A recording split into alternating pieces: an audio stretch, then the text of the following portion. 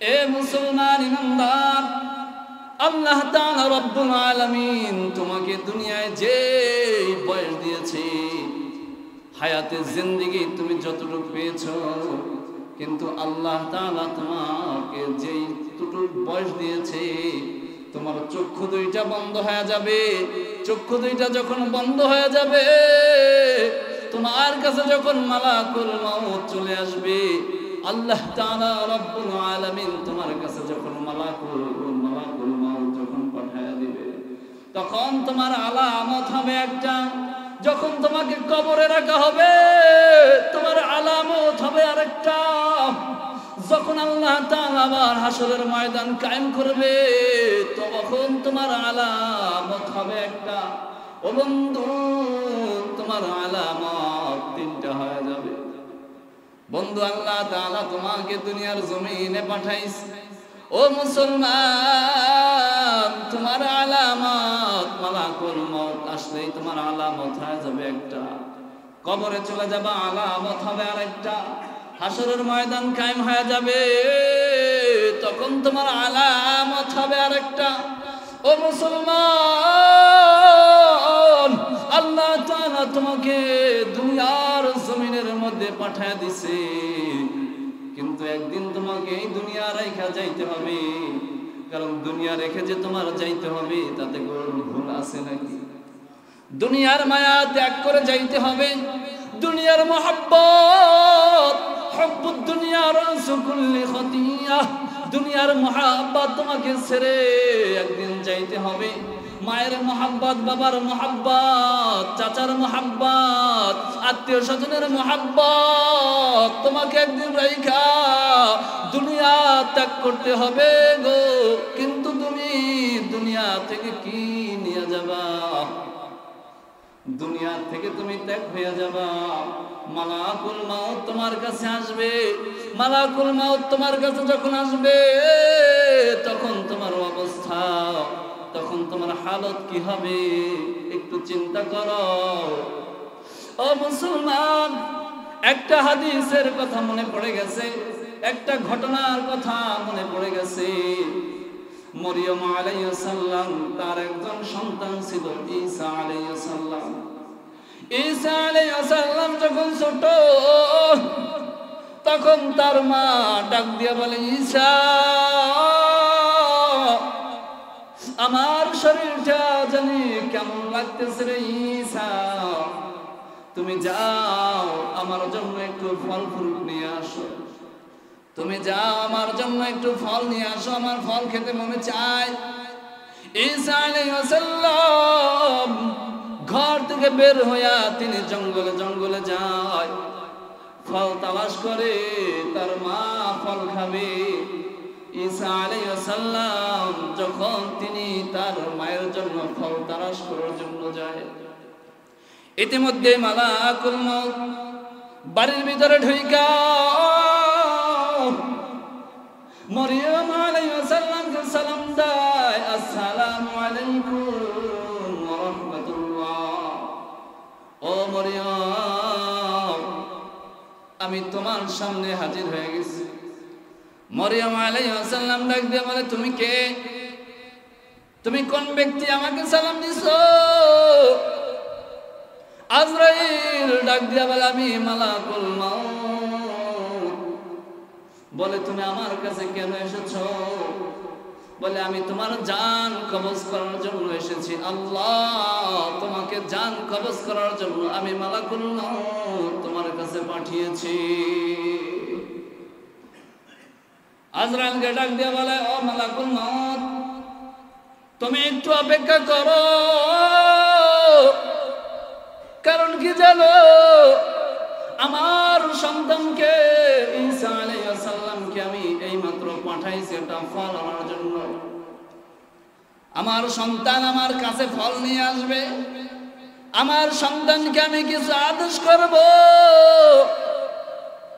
মালাকুল মউত ডাক দিয়া বলে, মরিয়ম, মাগো মা, তুমি যে আমাকে যদি বলো একটা সেকেন্ড অপেক্ষা করতে, আমি মালাকুল মউত একটা সেকেন্ড অপেক্ষা করতে পারবো না। মালাকুল মাউত ডাক দিয়ে বলে মারিয়াম আমি একটা সেকেন্ড অপেক্ষা করতে পারবো না। কেন জানো? আল্লাহ তাআলা আদেশ করেছে যে মরিয়ম আলাইহিস সালামের জান কবজ করতে হবে। ঈসা পয়গম্বর তার মার জান কবজ করতে হবে। না না, আমি তোমাকে এক সেকেন্ড সময় দিতে পারবো না, কারণ আল্লাহ আমাকে আদেশ করেছে জান কবজ করার জন্য। আমি তোমাকে আর সময় দিতে পারলাম না। মরিয়ম আলাইহিস সালাম ডাক দিয়া বলে মালাকুল মাউত তুমি আসো, এবার আমার জান কবজ করে নিয়ে চলে যাও। মালাকুল মাউত জান কবজ করলেন। ইতিমধ্যে ঈসা পয়গম্বর তিনি ঘরের ভিতরে ঢুকছে। ঘরের ভিতরে ঢুকার পর ফলের ঝুড়িটা রাখছে। রাখার পর দেখতেছে তার মা ঘুমাইতেছে। ঈসা আলাইহিস সালাম ডাকে না, চিন্তা করলেন মা ঘুম দিয়েছে, মাকে তো ডাকা যাবে না, মা একটু ঘুমাও, তারপর আমার মাকে ঘুম থেকে জাগাইয়া আমি ঈসা আমার মায়ের মুখে ফল তুলে দিব। আল্লাহু আকবার। ঈসা আলাইহিস সালাম কিছুক্ষণ যাবার পর তিনি চিন্তা করলেন যে আমার মা তো এতক্ষণ ঘুমায় না, আমার মা আমার পায়ের শব্দ পেলে ঘুম থেকে উঠে যায়, আমার মা তো এতক্ষণ ঘুমায় না, কি ব্যাপার, আমার মা কেন এতক্ষণ ঘুমায় গেল?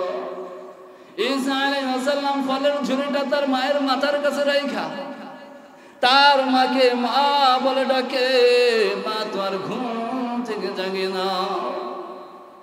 ঈসা আলাইহিস সালাম চোখের পানি ফেলায় তিনি আল্লাহর আদালতে হাত তুলে দোয়া করে, মালিক আমার মা আমার কাছে ফল খেতে চেয়েছে, কিন্তু আমি ফলের ঝুড়ি নিয়ে আসলাম, ফল নিয়ে আসলাম, আমার মা দুনিয়ার জমিন তো আর নাই, আমার মা তো দুনিয়া থেকে চলে গেছে রে মালিক।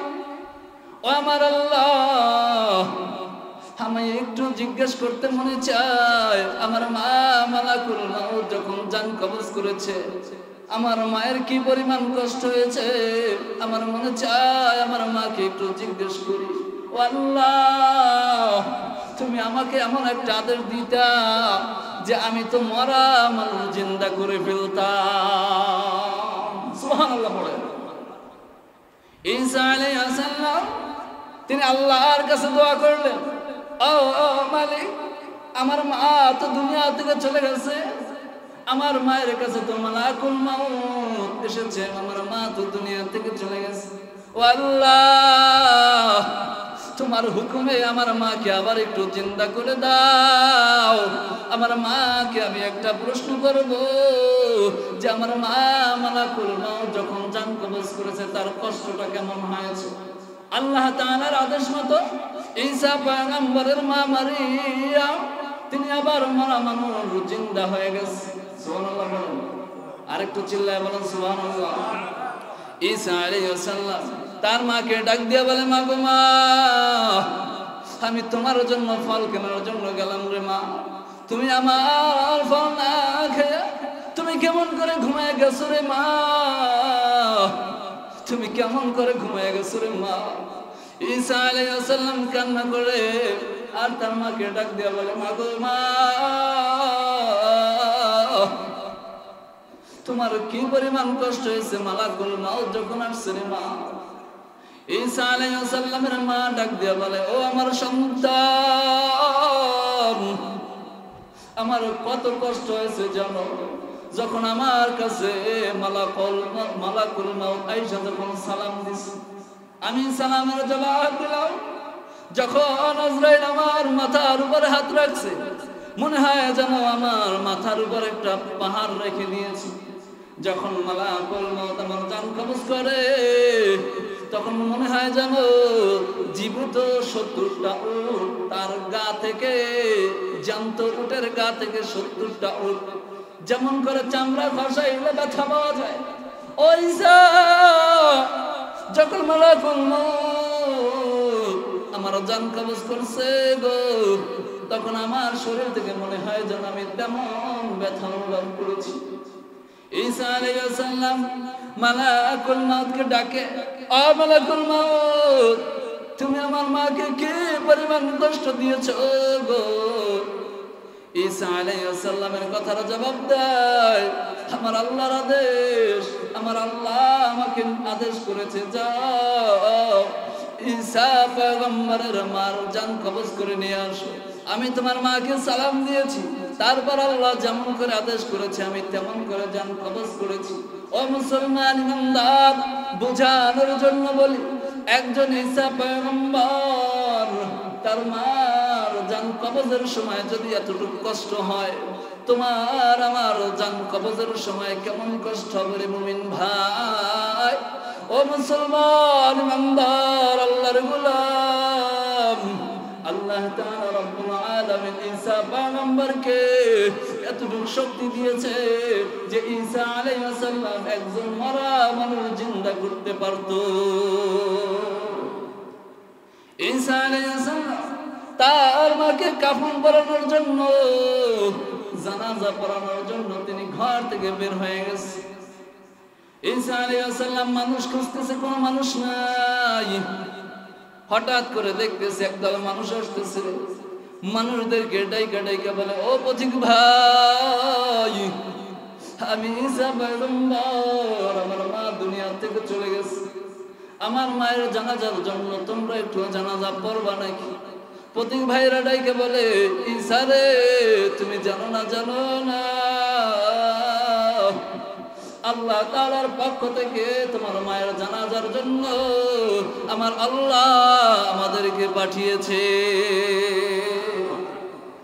তাহলে বলতেছিলাম, একটা মানুষ দুনিয়ায় বাঁচে 50 বছর 100 বছর জিন্দেগি, কিন্তু যেই বান্দা 50 বছর 70 বছর 100 বছর জিন্দেগি বাইসা যায়, কিন্তু ওই বান্দার তো 3টা মুসিবত থেকেই যায়। একটা মুসিবত হলো মালাকুল মউত যখন আসবে তখন একটা মুসিবত শুরু হয়ে যায়। ওই বান্দাকে যখন কবরে রাখা হয়, ওই বান্দার তো আরেকটা মুসিবত শুরু হয়ে যায়। হাসরের ময়দানে, কিয়ামতের ময়দানে বান্দার জন্য আরেকটা মুসিবত শুরু হয়ে যায়। তাহলে একটা মানুষের 3টা মুসিবত আছে না নাই? কথা বলেন, একটা মানুষের কয়টা মুসিবত? 3টা মুসিবত। কিন্তু আমরা মনে করি দুনিয়ায় আমাদের টাকা নাই, দুনিয়ায় আমাদের পয়সা নাই, দুনিয়ায় আমাদের বাড়ি নাই, দুনিয়ায় আমাদের জায়গা জমি কিচ্ছু নাই, আমরা মুসিবতে আছি। আল্লাহ বলে, বন্ধুরে, তুমি দুনিয়ার টেনশন না করিয়া মালাকুল মউত যখন তোমার কাছে আসবে তুমি সেই মুসিবতের কথা চিন্তা করো। যখন তোমাকে কবরে রাখা হবে কবরের চিন্তা করো। যখন কিয়ামতের মাঠে সব মানুষগুলা অন্ধকারে লিপিবদ্ধ হয়ে অন্ধকারে একদম শেষ হয়ে যাবে, তুমি সেই কিয়ামতের কথা স্মরণ করো। তোমার এই 3টা মুসিবত নিয়ে তুমি ফিকির করো। সুবহানাল্লাহ পড়েন। এ মুসলমান ইমানদার, 1 নাম্বার মুসিবত হলো মালাকুল মউত যখন আসবে। 2 নাম্বার মুসিবত বান্দা যখন তোমাকে কবরে রাখা হবে। 3 নাম্বার মুসিবত হাসরের ময়দান, যেই ময়দানে আল্লাহ ছাড়া কাউকে পাওয়া যাবে না। বিশ্ব পয়গম্বর আখির নবী হযরত মুহাম্মদুর রাসূলুল্লাহ সাল্লাল্লাহু আলাইহি ওয়াসাল্লাম সুপারিশ করবে, তাকে ছাড়া আর কাউকে পাওয়া যাবে না। ও মুসলমান, এবার একটু এই 3টা মুসিবত থেকে আমরা বাঁচতে চাই কি চাই না?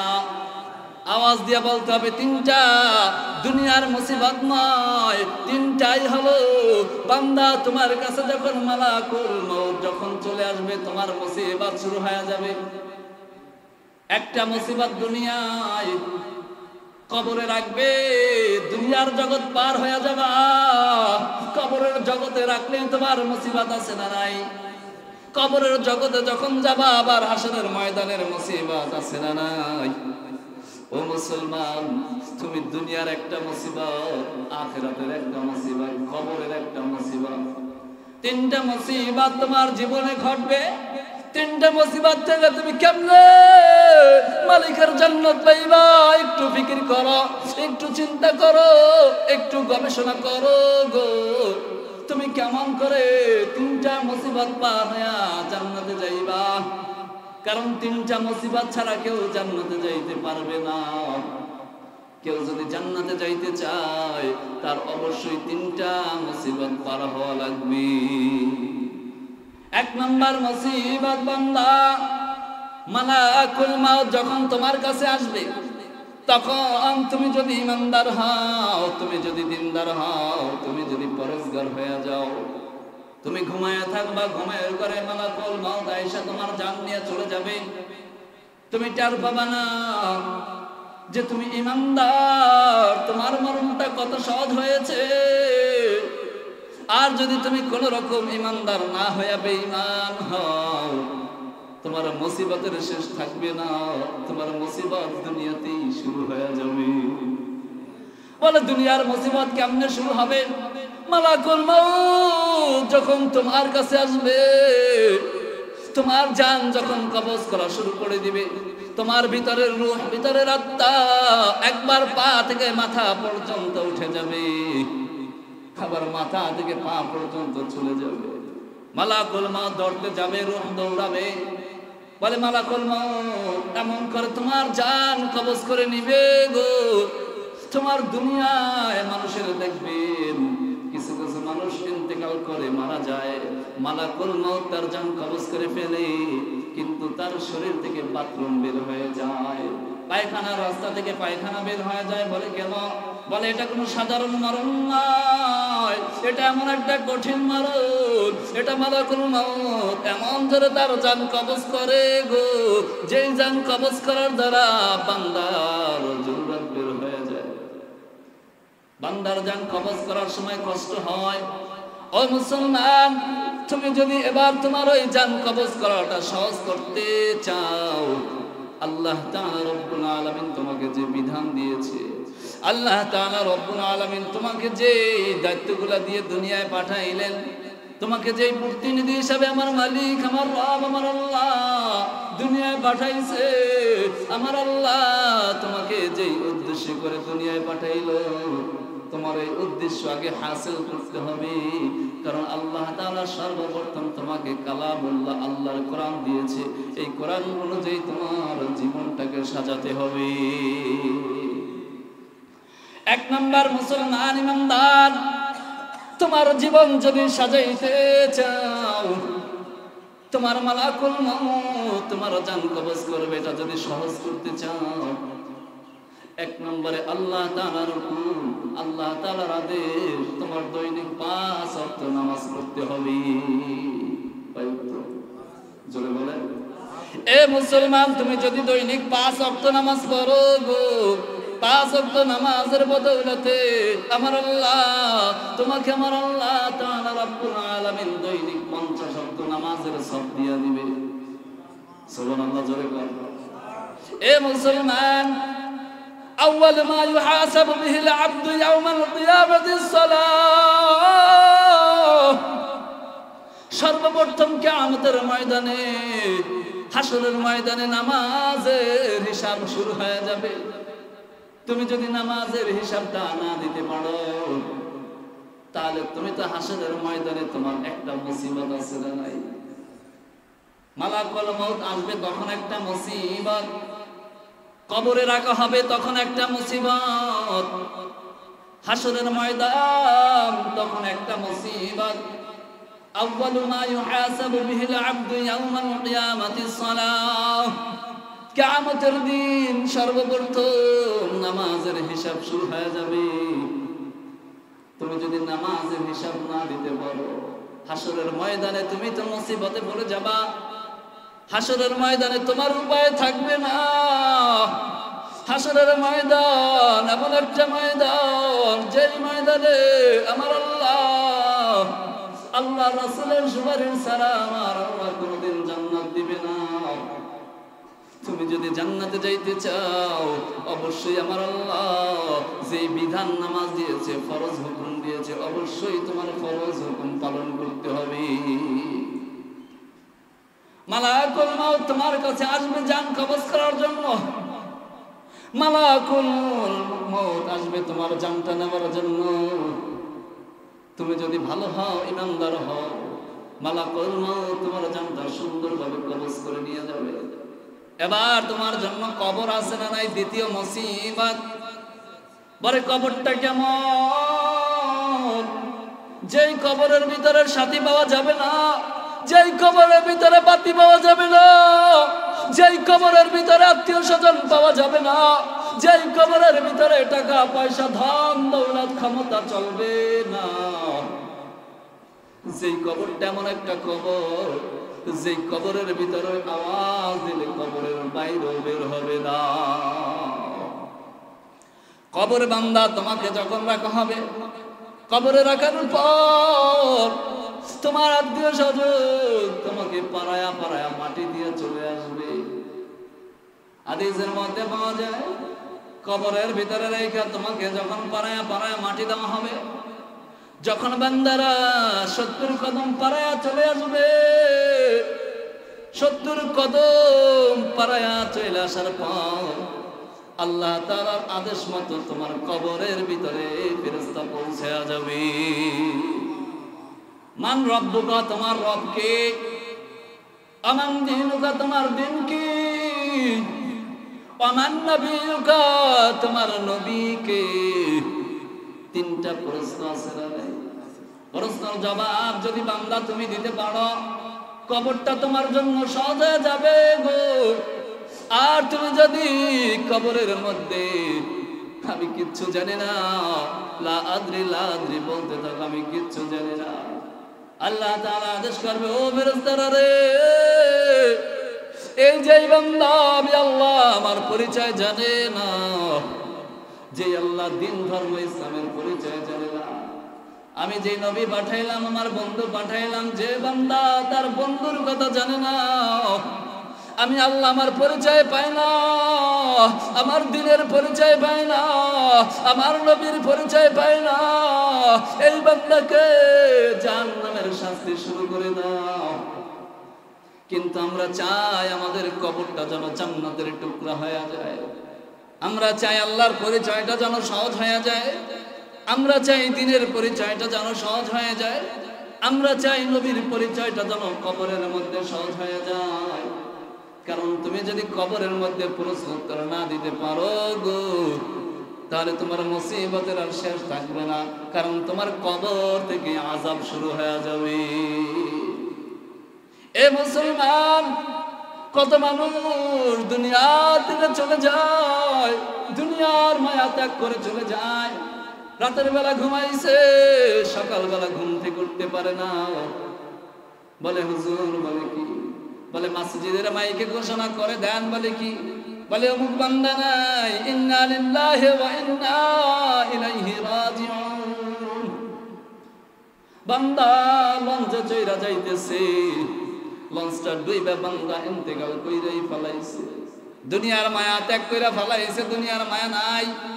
হুব্বুদ দুনিয়া রাসু কুল্লি খতিয়া, দুনিয়ার মুহাব্বত সমস্ত গুনাহের মূল, দুনিয়ার মুহাব্বত বান্দা ছাইরা দিছে, দুনিয়ার মুহাব্বত বান্দার অন্তরের মধ্যে আর নাই। কথা বলেন ঠিক কিনা? আমিও তো কয়েকদিন আগে গাড়ি অ্যাক্সিডেন্ট করলাম। আমি যখন গাড়ি অ্যাক্সিডেন্ট করেছি, দুই কান দিয়ে কিছু শুনতে পাই না, চোখে সম্পূর্ণ দেখি সব অন্ধকার, আমি কোথায় যে পড়ে আছি নিজের সেই সেন্স নাই। ডান হাতটা ভেঙে গেছে, মাথা ফাইটে গেছে, বাম পায়ের আঘাত, শরীরে গাড়ির এমন চাপ খেয়েছি, মনে করছি আমি মনে হয় দুনিয়া থেকে চলেই গেছি। কিন্তু তারপর আল্লাহর শুকরিয়া আদায় করে বলছি, মালিক, হাত একটা চলে গেছে, ভেঙে গেছে, দুঃখ নাই, কিন্তু মালিক তুমি আমাকে যে পর্যন্ত হায়াত দিয়েছো, এই হায়াতের মধ্যে যতক্ষণ পর্যন্ত মালাকুল মউত আমার কাছে আসবে না, ততক্ষণ পর্যন্ত আমি একবার নয় যদি 100 বারও গাড়ি অ্যাক্সিডেন্ট করি, তারপর আল্লাহ তাআলা আমাকে জীবিত রাখবে। যখন গাড়ির ভিতরে একদম আমি অন্ধকারের ভিতরে পড়ে গেছি, গাড়ির নিচে যখন, গাড়ির চাপার নিচে যখন আমি পড়ে গেছি, তখন শুধু মালিকের একটাই প্রশংসা আদায় করলাম, মালিক গো, অন্ততপক্ষে তুমি যদি আমাকে গাড়ির অবস্থায়, গাড়িতে অ্যাক্সিডেন্ট অবস্থায় যদি আমার মরণ হয়ে যায়, আমি তো একটা শহীদ মরণ পাবো, আমার মরণটা তো শহীদ মরণ হয়ে যাবে। কেন জানো বান্দা, আল্লাহ তাআলার আদেশ যে ওইখান পর্যন্ত বান্দা তুমি যাবা, ওখানে তুমি গাড়ি অ্যাক্সিডেন্ট করবা, হুকুম কার? কথা কয় না হুকুম কার? ওইখানে যাবা, আগুন লাগবে, ঘরে আগুন লাগার পর বান্দা তুমি পুইরা ছাই হয়ে যাবা, ঘোষণা কার? তুমি লঞ্চের ভিতরে চলবা, লঞ্চের ভিতরে আগুন, কিন্তু এই ঘোষণা কার? ও মুসলমান ইমানদার, তারপর একটা হাত ভেঙে গেছে, দুঃখ নাই, কারণ আমার মালিক, মালিককে ডাকার জন্য জবানটাকে সুস্থ রেখেছে। একটা পা চলে যাবে, দুঃখ থাকবে না, কারণ মালিককে ডাকার মতো আমার জিহ্বা এখনো লড়ে, মালিককে ডাকার মতো জ্ঞান আমার কাছে এখনো আছে, মালিককে ডাকার মতো, মালিকের কোরআন পড়ার মতো দুইটা চক্ষু আমার এখনো ভালো আছে। যেই বান্দার একটা হাত নাই, সেই বান্দা বুঝে একটা হাতের কত যন্ত্রণা। এ মুসলমান, একটু আগে একটা জামা হাতে এমন একটা চাপ খাইলাম, মনে হয় যেন আমার হাতটা আবার ভেঙে গেছে, তাড়াতাড়ি করে জামাটা আবার রাইখা দিলাম। তখন একটু শুকরিয়া আদায় করলাম, মালিক আমার না হয় একটা হাত ভেঙে গেছে, জামা একটা গায়ে দিতে পারি না, কিন্তু যেই বান্দার দুইটা হাত নাই, ওই বান্দার অবস্থা কেমন হয়? আমার একটা পা চলে গেছে, কিন্তু যেই বান্দার দুইটা পা নাই, তার অবস্থা কেমন হয়? আমার দুইটা চক্ষু ভালো আছে, আমি তাও দেখতে পারি, চলতে পারি, ফিরতে পারি, খাইতে পারি, কিন্তু যেই বান্দার দুইটা চক্ষু নাই, দুইটা চক্ষু অন্ধ হয়ে গেছে, তাহলে ওই বান্দার চিন্তা মালিকের কাছে কত বড়, যে মালিক তুমি দুনিয়াটাকে এত সুন্দর করে মডিফাই করে সাজাইলা, কিন্তু তোমার আমাকে চক্ষু দাও না, তোমার দুনিয়াটা দেখতে পারি না। তুমি যে মানুষদেরকে শ্রেষ্ঠ করে বানাইলা, যে মানুষদেরকে তুমি এত দয়া মায়া করিয়া বানাইলা, যার চক্ষু নাই তিনি তো বলতে পারে না একটা মানুষ কেমন হয়, ঠিক না? তো বলতেছিলাম, আল্লাহ তাআলা বলেন, বান্দা তোমরা সর্বদা সর্ব অবস্থায় একজনের জিকির করো, তিনি কে? জোরে বলেন, তিনি কে? তোমরা সর্বদা সর্ব অবস্থায় একজনের শুকরিয়া আদায় করো, তিনি কে? যে আল্লাহ তোমাকে এত সুন্দর নিয়ামত দিয়েছে, ওই আল্লাহর কাছে তুমি যখনই শুকরিয়া আদায় করবা, আল্লাহ বলে, বান্দা তুমি আমার শুকরিয়া আদায় করছো, আমি আল্লাহ তোমার শুকরিয়ার মাধ্যা করে দিই, বরকত আমি আল্লাহ বাড়াইয়া দিই। তো বলতেছিলাম, একটা মানুষের মুসিবত কয়টা? জোরে বলেন কয়টা? একটা মানুষের মুসিবত হলো তিনটা। এক নাম্বার মুসিবত বান্দা মালাকুল মউত যখন আসে, তার মুসিবত শুরু হয়ে যায়। কবরের ভিতরে 2 নাম্বার মুসিবত, হাসরের ময়দানে 3 নাম্বার মুসিবত। তো বলতেছিলাম কবরের কথা, বান্দা তোমার কবরের মধ্যে যদি আল্লাহর কাছে জবাব দিতে না পারো, তোমার কবর সাধারণ কবর থাকবে না, ওই কবরটাই তো জাহান্নামের টুকরা হয়ে যাবে। এবার আসুন হাসরের ময়দানে আরেক মুসিবত। বলে হাসরের ময়দানে মুসিবত কি? আল্লাহ রাসূল ঘোষণা করে বলেছে, মিফতাহুল জান্নাতিস সালাহ, নামাজ হলো বেহেশতের চাবি। ও মুসলমান, তুমি যদি বেহেশতে যাইতে চাও, তাহলে অবশ্যই তোমার দুনিয়া থেকে জান্নাতের চাবি বানায় নিয়ে যাইতে হবে। বলে নামাজটাই তো হলো জান্নাতের চাবি। তুমি যদি দুনিয়ায় নামাজ না পড়ো, দুনিয়ায় তোমার যদি ঈমান না থাকে, তুমি তো জান্নাতের চাবি বানাইতে পারবে না। আর যদি তুমি জান্নাতের চাবি বানাইতে না পারো গো, তাহলে তোমার অবস্থা কেমন হবে? আল্লাহ রাসূল ঘোষণা করে বলে, যে বান্দার নামাজ নাই, ওই বান্দার তো দিন নাই, ওই বান্দার তো ঈমান নাই। আর যেই বান্দার ঈমান নাই, ওই বান্দার তো নামাজ বলতে কিচ্ছু নাই। তো আমরা কি ঈমানদার? আমরা কি ঈমানদার নাকি? আমরা যে ইমানদার সেটা বলতেও পারি না। বলে কেন? বলে আমাদের ইমান এত দুর্বল। কিন্তু মুসলমানের ইমান দুর্বল রাখা যাবে না। মুসলমানের ইমান এটা সর্বদা সর্ব অবস্থায় রাখতে হবে সফল। ঠিক কি? মুসলমান বলতেছিলাম যে হাসরের ময়দান এটা একটা মুসিবতের জায়গা। বলে কেমন মুসিবত? ও মুসলমান, তোমার যখন হিসাব শুরু হয়ে যাবে, আল্লাহ তাআলা রব্বুল আলামিন তোমার হিসাব শুরু করে দিবে। এখন একটা চিন্তার খোরাক তোমাকে দেই, আল্লাহ তাআলা তোমাকে হিসাব নেবে। হিসাবটা কি গণনা করে নেবে নাকি ওজন দিয়ে নেবে? ও মুসলমান, আল্লাহ তাআলা রব্বুল আলামিন হাসরের ময়দানে তোমার আমলনামা ওজন দিয়ে নেবে। সুবহানাল্লাহ। তুমি যত ইবাদত করো এই ইবাদতটুকু আল্লাহ তাআলা ওজন দিবে। কি করবে? ওজন দিবে। ও মুসলমান, তুমি যতটুকু আমল করো তোমার আমল অনুযায়ী জান্নাত পাইবা, তোমার আমল অনুযায়ী তুমি জাহান্নামে যাইবা। তোমার আমল অনুযায়ী বান্দা তুমি ইমানদার হয়ে যাইবা। তোমার আমল অনুযায়ী তোমার কবর জান্নাত হবে, তোমার আমল অনুযায়ী তোমার কবর জাহান্নাম হবে। ও মুসলমান, তোমার আমল যদি ভালো করতে চাও, এক আল্লাহর ইবাদত করো, এক আল্লাহর দাসত্ব করো গো।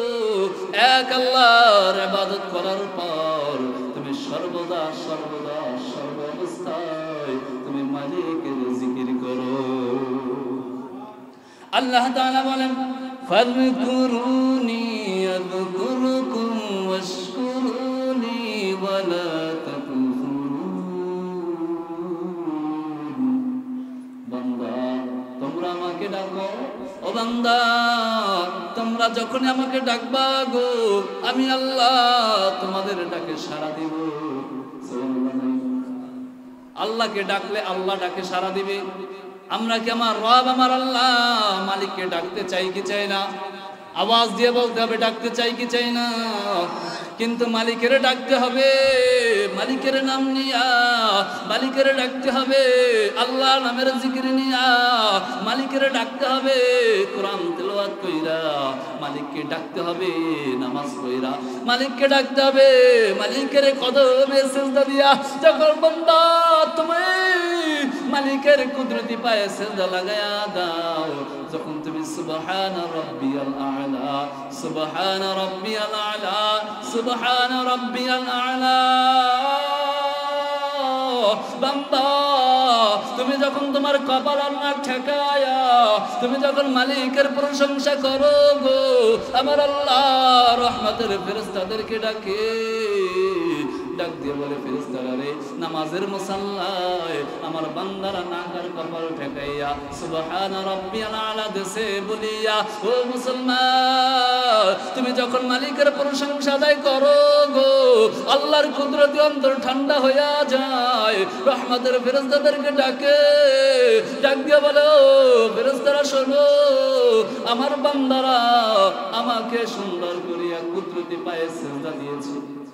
যেই যেই বান্দা নামাজের মুসাল্লায় সিজদা দিয়েছে ওই সমস্ত বান্দা বান্দির জিন্দেগীর গুনাহগুলো মাফ করে দাও। সুবহানাল্লাহ। আর কণ্ঠ সাইরা কোন সুবহানাল্লাহ। নামাজের মুসাল্লায় আসলাম মালিককে ডাকার জন্য, নামাজের মুসাল্লায় আসলাম আল্লাহর সাথে ভালো একটা সম্পর্ক করার জন্য, নামাজের মুসাল্লায় আসলাম মালিকের দিদার পাওয়ার জন্য, নামাজের মুসাল্লায় আসছি এক আল্লাহর ইবাদত করার জন্য গো। বান্দা তুমি যখনই এক আল্লাহর ইবাদত করবা আল্লাহ তাআলা রব্বুল আলামিন বান্দা রহমতের ফেরেশতা দিয়া তোমার জিন্দেগীর গুনাহগুলো maaf করিয়া সম্পূর্ণ তোমার জীবনটাকে আল্লাহ তাআলা নেক দিয়ে পরিপূর্ণ করে দিবে। তো বলতেছিলাম দুনিয়াতে মানুষের মুসিবত কয়টা? একটা মুসিবত হলো কোন সময় যখন বান্দা তার কাছে মালাকুল মউত চলে আসে, একটা মুসিবত, কবর একটা মুসিবত, হাসরের ময়দান একটা মুসিবত। তিনটা মুসিবত থেকে তুমি যদি বাঁচতে চাও অন্ততপক্ষে আর কিছু করি আর না করি দুইটা কাজ করবো। কয়টা? জোরে বলেন। এক নম্বর কাজ হলো ইয়া আইয়ুহাল্লাযীনা আমানু তাকুল্লাহ